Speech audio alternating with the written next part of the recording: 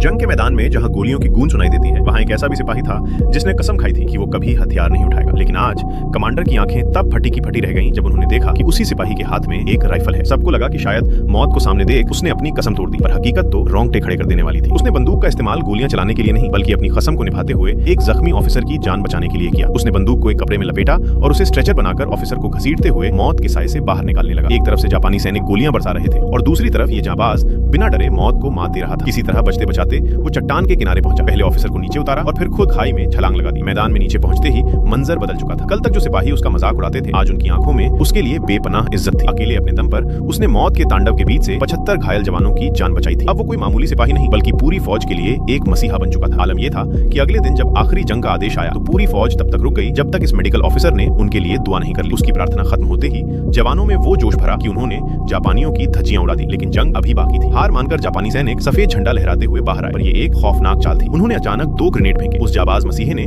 बिजली की फुर्ती दिखाई। एक ग्रेनेड को हाथ से झटक दिया और दूसरे को हवा में ही लात मार दी। पर अफसोस, वो ग्रेनेड हवा में ही फट गया और वो खुद बुरी तरह जख्मी हो गया। जब उसे स्ट्रेचर पर ले जाया जा रहा था, तब भी उसके हाथ में अपनी बाइबल मजबूती से थमी हुई थी। उसने पूरी दुनिया को दिखा दिया कि जंग जीतने के लिए सिर्फ बारूद नहीं, बल्कि एक फौलादी जिगर और अटूट विश्वास की जरूरत होती है।